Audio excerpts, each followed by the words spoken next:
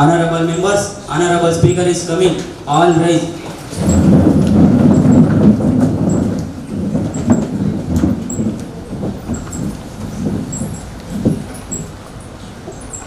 Please be seated.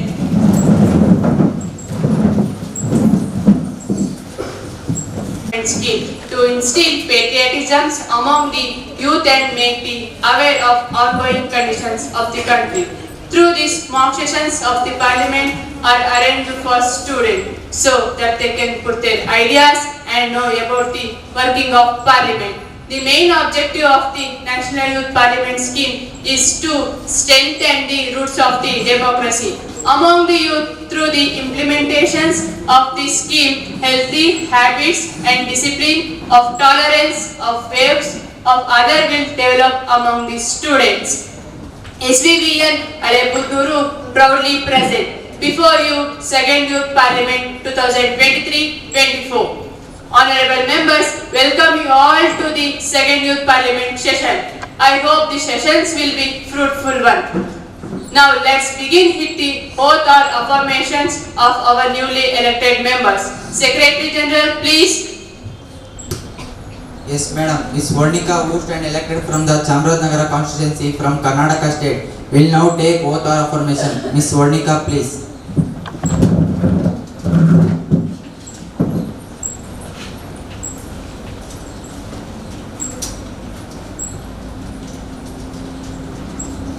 Ms. Varnika, do you want to take oath or affirmation? Affirmation, please. Affirmation, please. In which language do you want to take affirmation? In English, please.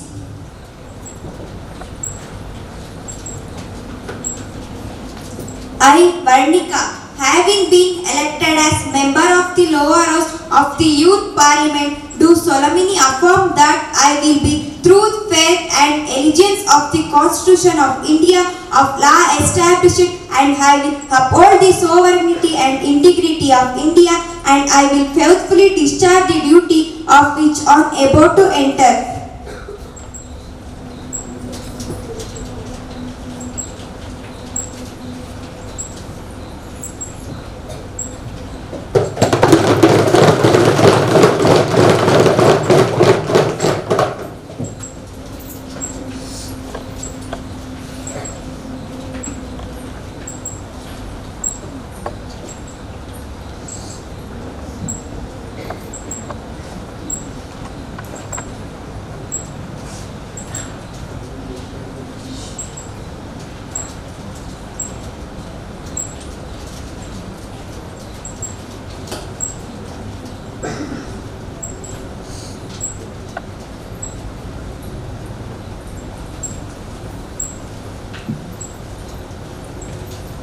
Ms. Monica, who stand elected from the Mysore constituency from Karnataka state, will now take oath or affirmation. Ms. Monica, please.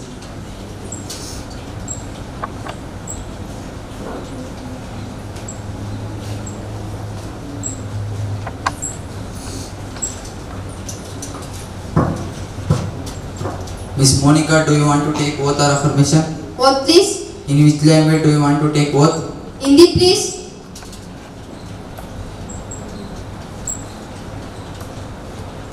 मैं मोनिका ईश्वर से शपथ लेते हुए लोकसभा सदस्य बनकर मैं कानून से स्थापित हुए भारत संविधान का सत्य श्रद्धा निष्ठा को पालन करूंगी और भारत का सार्वभौमत्व और अखंडता को मैं हाथ लेकर इस कार्यों को और कर्तव्यों को मैं श्रद्धा पूर्वक निर्माण करता हूँ। इस तरह कहकर ईश्वर के नाम से इस प्रमाण वचन को दे रही हूँ।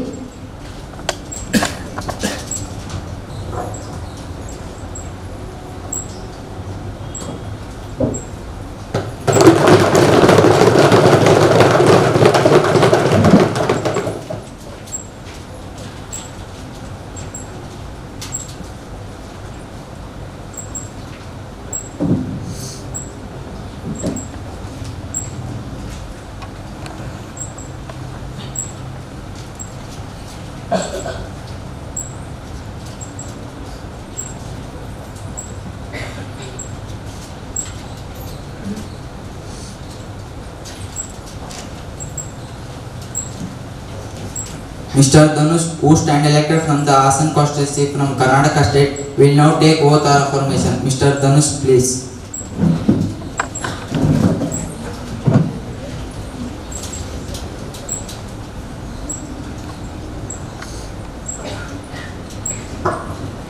Mr. Dhanush, do you want to take oath or affirmation?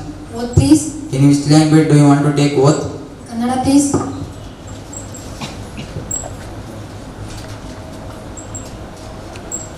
ಧನುಷನಾದ ನಾನು ವಿಧಾನಸಭೆಯ ಸದಸ್ಯನಾಗಿ ಚುನಾಯಿತನಾಗಿ ಕಾನೂನಿನ ಮೂಲಕ ಸ್ಥಾಪಿತವಾದ ಭಾರತ ಸಂವಿಧಾನಕ್ಕೆ ಸತ್ಯ, ಶ್ರದ್ಧೆ ಹಾಗೂ ನಿಷ್ಠೆಯಿಂದ ಹೊಂದಿರುತ್ತೇನೆಂದು ಹಾಗೂ ಭಾರತ ಸಾರ್ವಭೌಮತ್ವವನ್ನು ಹಾಗೂ ಅಖಂಡತೆಯನ್ನು ಎತ್ತಿ ಹಿಡಿಯುತ್ತೇನೆಂದು ನಾನು ಈಗ ಕೈಗೊಂಡಿರುವ ಕರ್ತವ್ಯಗಳನ್ನು ಶ್ರದ್ಧಾಪೂರ್ವಕವಾಗಿ ನಿರ್ವಹಿಸುತ್ತೇನೆಂದು ದೇವರ ಹೆಸರಿನಲ್ಲಿ ಪ್ರಾರ್ಥನೆ ಮಾಡುತ್ತೇನೆ.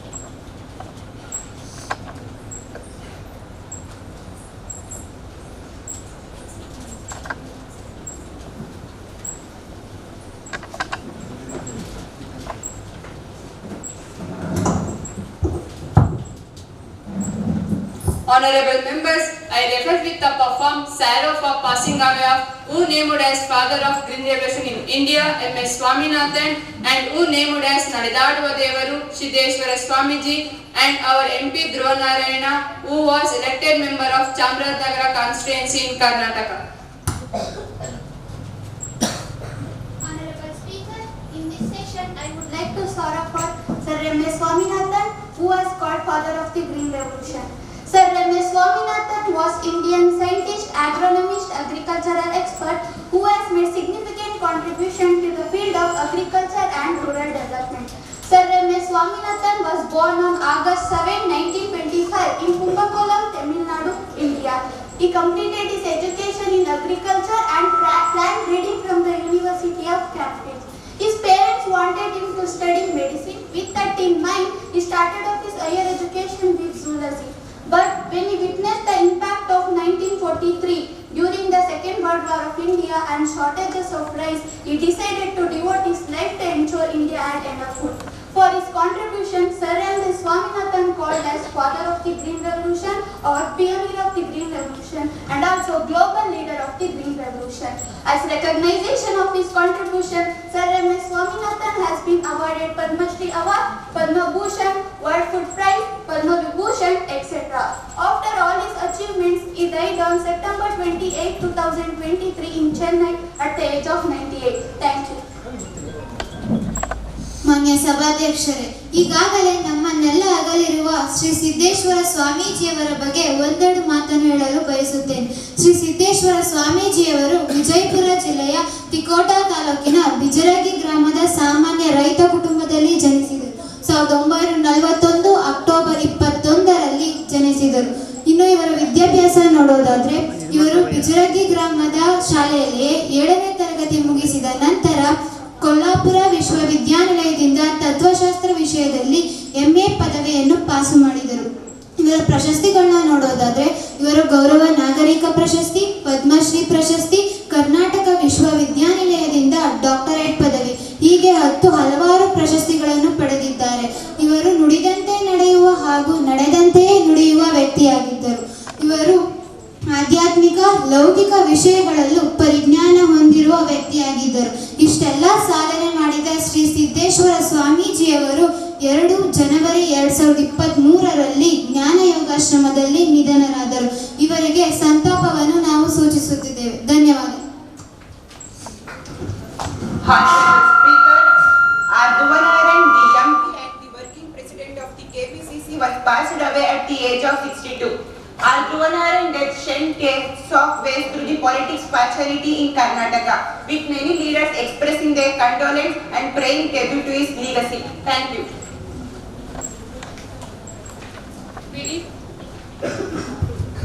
We deeply mourn We deeply mourn to passing away of M.S. Swaminathan, Siddheshwara Swamiji and Dhruva Narayana. I request the outstanding silence for a word to express our deep sorrow.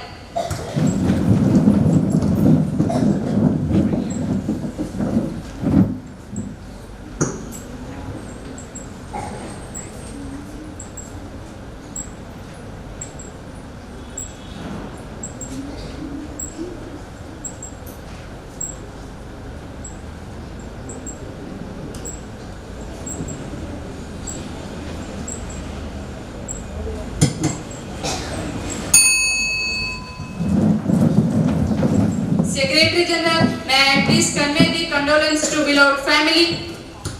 Yes, madam. Prime Minister, please introduce to a new ministers. Honorable Speaker, I have great pleasure to introduce to you and through you the House my colleagues, new minister, Miss Monica, Honorable Minister of Planning and Statistics.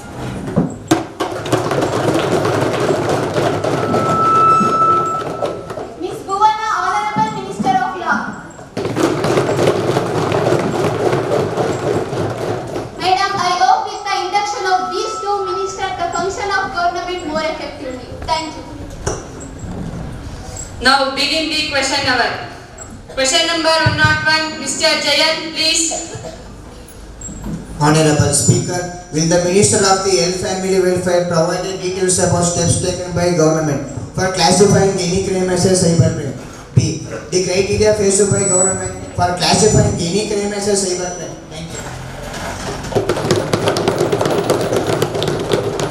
Honorable Health and Family Welfare Minister, please.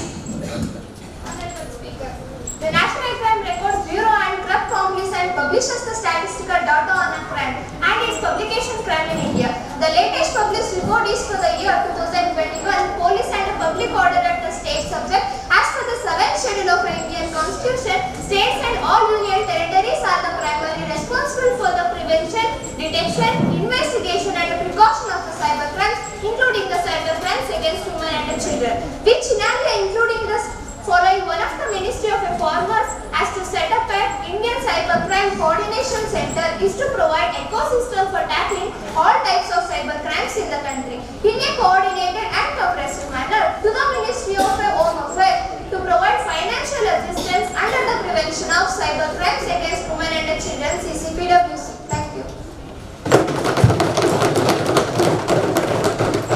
Any supplementary question? Mr. Jayan, please. Honorable Speaker, will the Minister of the Health Family Welfare provide details about steps taken by government to spread awareness about a cybercrime against women and children? Thank you. Honorable Health and Family Welfare Minister, please. Honorable Speaker, yes, CCPWC schemes to start in all union territories for the capacity building, such as setting up of cyber, city training laboratories, high junior consultants, training health persons, public prosecutors and judicial officers. So for setting up of cyber and Hello, Minister. Please be seated. Minister, you may continue. So setting up of cyber and city training laboratories have been commissionalized in 33 states and union territories. The Ministry of the Former and Operational the National Crime Reporting Portal www.cybercrime.government is to provide report about the cyber crimes incident with a special focus of cyber crimes against women and children. Toll-free helpline number 1930 has also been operational to get assistance. Thank you. Any supplementary question? Question number 102, Ms. Varshini, please.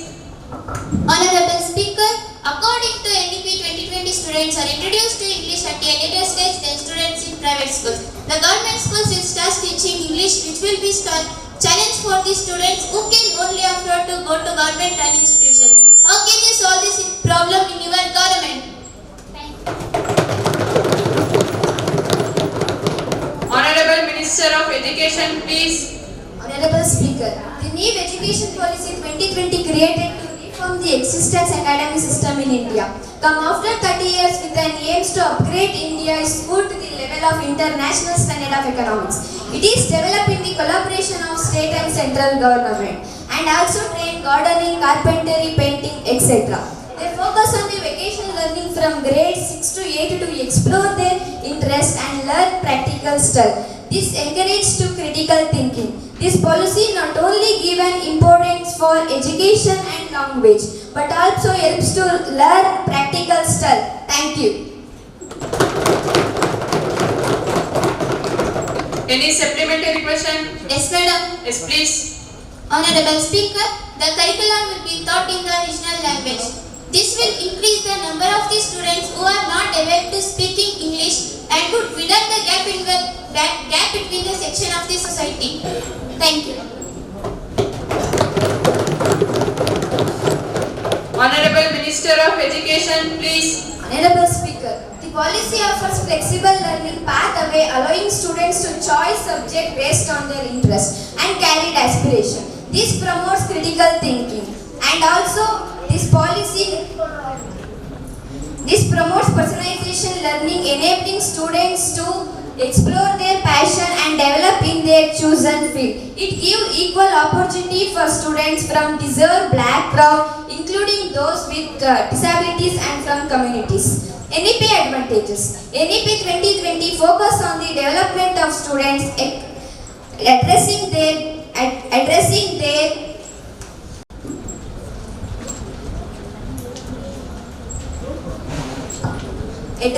social and emotional thinking. It promotes critical thinking, creativity and problem solving skill. NEP aims to reduce curriculum burden on. This policy prepare them for the future challenges. Thank you. Any supplementary question? Question number 103, Mr. Purnananda, please.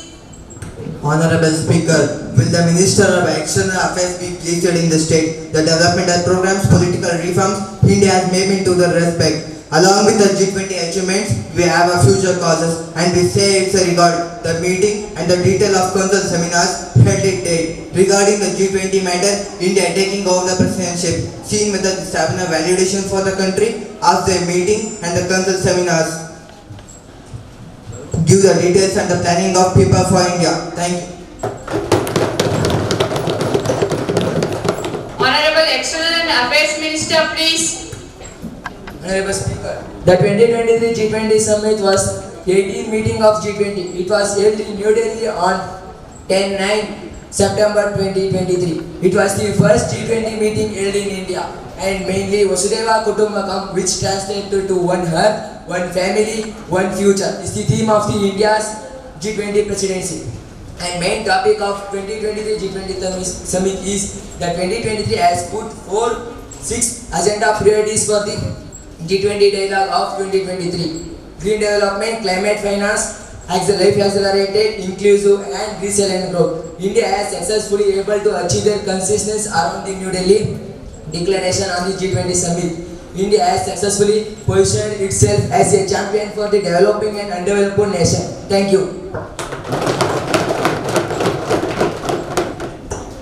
Any supplementary question? No, madam. Question number 104, Mr. Bhaskar, please. सभाध्यक्ष महोदय, आजकल दिनों में स्त्रियों को बहुत सारा नुकसान हो रहा है क्योंकि आजकल दिनों में स्त्रियों ने बहुत अलग वर्गों में काम कर रहा है. देखिए, बेसों को खाना खिला रहा है और कंक्रीट को लेकर जा रहा है और सभी अलग वर्गों में नीच काम कर रहा है. इसलिए आपका ये बेकार सरकार ने क्या क्रम लिया है, उनके बारे में आपका ये भ्रष्टाचार सरकार ने उत्तर देना है. धन्यवाद. Honorable Women and Child Minister, please. सभाध्यक्ष महोदय, स्त्रियों के अभिवृद्धि के लिए हमारे सरकार ने योजना का आयोजन किया है, जिसमें पहले अन्नभाग्य योजना, दूसरे गृहलक्ष्मी योजना, तीसरे गृह ज्योति योजना, 4वीं शक्ति योजना, 5वीं योनिधि योजना है. हमारे सरकार ने स्त्रियों के अभिवृद्धि कर रहा है. धन्यवाद. Any supplementary question? Yes, please. माननीय सभाध्यक्ष महोदय, इस देश का एक एक घर में सिर्फ एक ही स्त्री होता है, उसका कोई भी नहीं है. ऐसा स्त्रियों का आपका ना तो क्या बात सरकार ने क्या क्या मदद की है? धन्यवाद. Honorable Women and Child Minister, please. please. सभाध्यक्ष महोदय, हमारे राज्य में ऐसी स्त्रियों को हमारे सरकार ने भाग्य लक्ष्मी योजना और सुकन्या समृद्धि योजना का आयोजन किया है। उनके पास अंत्योदय कार्ड तो उसको एक महीने में 25 किलो चावल देती है। इसका साथ उसका कोई तबीयत समय में हमारे सरकार ने उचित ट्रीटमेंट देती है। धन्यवाद। Any supplementary question? Yes, please. सभाध्यक्ष महोदय, आपका ये सरकार कैसा नाटक करता है, देखो भाइयों, ये क्योंकि आज का सरकार ने हम वैसा किया है, सब किया है, सब अभिवृद्धि आप ही कर रहा है। हाँ, मैं जानता हूँ आप ही कर रहा है, लेकिन आपने 5 योजना किया है, उसमें एक योजना गृहलक्ष्मी योजना, वो गृहलक्ष्मी योजना सब महिला को क्यों नहीं मिल रहा है? आपका सरकार क्या कर रहा है? उसके बारे में आपका ये धोखेबाज सरकार ने संदेश देना चाहिए। धन्यवाद। Honorable Women and Child Minister, please. सभाध्यक्ष महोदय, इस योजना करके हमारे सरकार में एक संदेश देती है, वे घर का यजमानी है, उसको पैसा मिलता है। आप तो अलग घर में मामी और बाबू देने के भी पैसा मिलता है। हमारे सरकार ने स्त्रियों को 23% मीಸಲಾತಿ देती है। धन्यवाद। Any supplementary question? Question number 105, Ms. Ganavi, please. Honorable Speaker, my question is Honorable Minister of Sports. What are the achievements of sports in your government? Thank you. Honorable Minister of Sports, please. Honorable Speaker, in this year, Great India has done such a great work with unprecedented haul of 107 medals, including 28 gold medals, 38 silver medals, and 41 bronze medals. India sets a new benchmark with themselves at the Asian period. It is the first history in the Asian Games. India tally across 3-figure mark. The entire nation is overjoyed with our incredible athletics have brought home the highest ever medal of 107, the best ever performance from last 6 years. Any supplementary question? Question number 106, Mr. Jeevan, please. ಮಾನ್ಯ ಸಭಾಧ್ಯಕ್ಷರೇ, ನನ್ನ ಪ್ರಶ್ನೆ ಪ್ರಧಾನಮಂತ್ರಿಗಳಿಗೆ.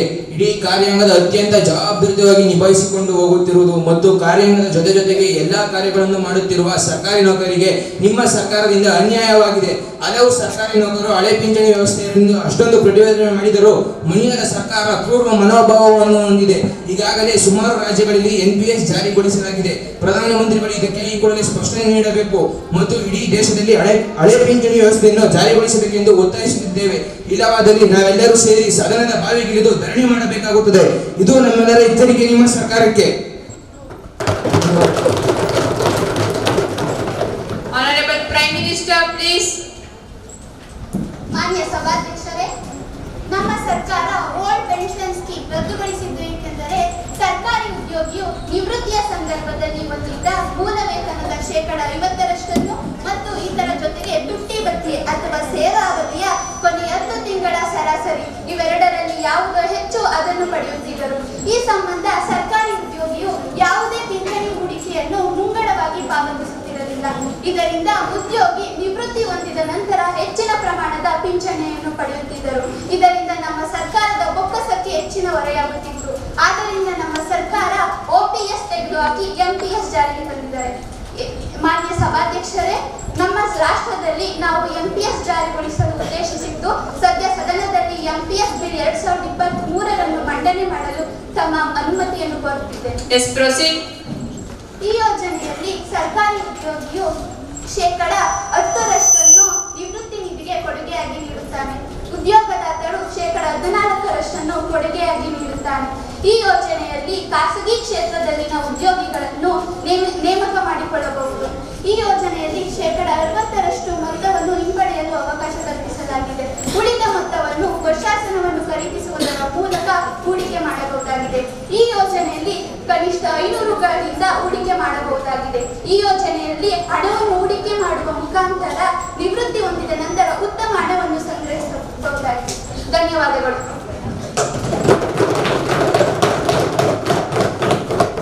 Now the NPS Bill 2023 will into consideration.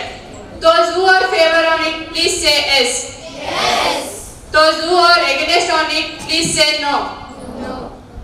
I think the ayes have it, the ayes have it, the ayes have it. The motion is adopted. The bill is passed.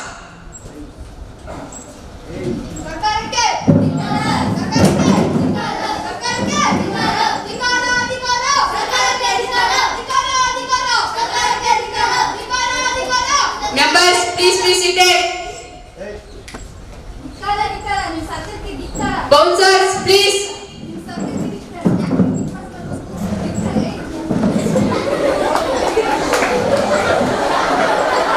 Any supplementary question? The house is adjourned for 10 minutes. ಆತ್ಮೀಯ ಸಹೋದ್ಯೋಗಿ ಮಿತ್ರರೇ ಹಾಗೂ ಪ್ರೀತಿಯ ಮಕ್ಕಳೇ, ಇವತ್ತು ಒಂದು ಅರ್ಥಪೂರ್ಣ ಕಾರ್ಯಕ್ರಮ ನಮ್ಮ ಶಾಲೆಯಲ್ಲಿ, ಹೌದಲ್ವಾ? ಇವತ್ತು ಏನು ಹೇಳ್ತಾರೆ ಅಂತ ಹೇಳಿದ್ರೆ, ಇಂದಿನ ಮಕ್ಕಳೇ ಮುಂದಿನ ಪ್ರಜೆಗಳು ಅಂತ. ಅದು ಸತ್ಪ್ರಜೆಗಳಾಗಬೇಕು, ಬರೀ ಪ್ರಜೆಗಳಾಗಬಾರ್ದು, ಸತ್ಪ್ರಜೆಗಳಾಗಬೇಕು. ನಾವು ಚುನಾವಣೆಯಲ್ಲಿ ಭಾಗವಹಿಸಬೇಕಾದ್ರೆ ಅಥವಾ ಚುನಾಯಿತ ಪ್ರತಿನಿಧಿಗಳನ್ನ ಸೆಲೆಕ್ಟ್ ಮಾಡಬೇಕಾದ್ರೆ ನಮ್ಮ ಮೈಂಡಲ್ಲಿ ಒಂದು ಕಾನ್ಷಿಯಸ್ ಇರಬೇಕು. ಯಾರು ಒಳ್ಳೆಯವರು, ಯಾರು ಕೆಟ್ಟವರು, ಅಥವಾ ನಮ್ಮ ಸಮಾಜಕ್ಕೆ, ಸಮುದಾಯಕ್ಕೆ ಒಳ್ಳೇದು ಮಾಡ್ತಾರಾ ಅಥವಾ ಇವರಿಂದ ಏನಾದ್ರು ಮಾರ್ಗ ಇದೆಯಾ ಅಂತೇಳಿ ನಾವು ಯೋಚನೆ ಮಾಡಬೇಕು. ಯಾವುದೇ ಒಂದು ಬೇರೆ ಹಿತಾಸಕ್ತಿಗೆ ಅಥವಾ ಒಂದು, ಈಗ ಫಾರ್ ಎಕ್ಸಾಂಪಲ್ ಒಂದು ಕ್ಯಾಸ್ಟ್ಗೋಸ್ಕರನೋ ಅಥವಾ ಹಣಕ್ಕೋಸ್ಕರನೋ ಅಥವಾ ಇನ್ನೊಂದಕ್ಕೋಸ್ಕರ ಫೇವರಿಸಮ್ ಮಾಡೋದಕ್ಕೋಸ್ಕರ ಅವ್ರಿಗೆ ಎಲೆಕ್ಷನಲ್ಲಿ ನಾವು ವೋಟ್ ಹಾಕೋದ್ರಿಂದ ಅದು ನಮಗೆ ಎಫೆಕ್ಟ್ ಆಗುತ್ತೆ. ಇದು ಡೈರೆಕ್ಟಾಗಿ ನಮಗೆ ಎಫೆಕ್ಟ್ ಆಗುತ್ತೆ. ಭವ್ಯ ಭಾರತದ ಏನಾದರೂ ಒಂದು ನಮ್ಮ ಕಲ್ಪನೆ ಏನಿದೆ, ಭವ್ಯ ಭಾರತವನ್ನು ಕಟ್ಟಬೇಕು, ಒಂದು ಈಗ ನಾವು ಅಂಡರ್ ಡೆವಲಪ್ಡ್ ಕಂಟ್ರಿ ಅಂತ ಹೇಳ್ತೀವಿ. ಡೆವಲಪ್ಡ್ ಕಂಟ್ರಿ ಆಗಬೇಕಾದ್ರೆ ನಾವೆಲ್ಲರೂ ಕೂಡ ಪ್ರಜಾಪ್ರಭುತ್ವದಲ್ಲಿ ನಂಬಿಕೆಯನ್ನು ಇಡಬೇಕು. ಈ ಪ್ರಜಾಪ್ರಭುತ್ವದಲ್ಲಿ ಭಾಗವಹಿಸಬೇಕಾದ್ರೆ ಅತ್ಯಂತ ಪಾರದರ್ಶಕವಾಗಿರುವಂತಹ ವ್ಯಕ್ತಿಗಳನ್ನ ನಾವು ಚುನಾಯಿತರನ್ನಾಗಿ ಮಾಡೋದು. ಅರ್ಥ ಆಯ್ತಾ? ಈ ಒಂದು ನಿಟ್ಟಿನಲ್ಲಿ ನಮ್ಮ ಶಾಲೆಯಲ್ಲಿ 2ನೇ ವರ್ಷದ ಯುವ ಸಂಸತ್ ಕಾರ್ಯಕ್ರಮವನ್ನು ನಾವು ಒಂದು ಯಶಸ್ವಿಯಾಗಿ ಆಯೋಜನೆಯನ್ನು ಮಾಡಿದ್ವಿ. ಈ ಒಂದು ಕಾರ್ಯಕ್ರಮದಲ್ಲಿ ತಮ್ಮ ಭಾಗವಹಿಸುವಿಕೆಯನ್ನು ನೋಡಿದ್ರೆ ಇದು ಅತ್ಯಂತ ಅದ್ಭುತವಾಗಿ ಈ ಕಾರ್ಯಕ್ರಮ ಮೂಡಿ ಬಂದಿದೆ ಅಂತೇಳಿ ನಾನು ಹೇಳಕ್ಕೆ ಇಷ್ಟಪಡ್ತೀನಿ. ಇದಕ್ಕೆ ಕಾರಣಕರ್ತರಾದಂಥ ತಮ್ಮೆಲ್ಲರಿಗೂ ಕೂಡ ಮತ್ತೊಮ್ಮೆ ವಂದನೆಗಳನ್ನು ನಾನು ಸಲ್ಲಿಸ್ತೇನೆ.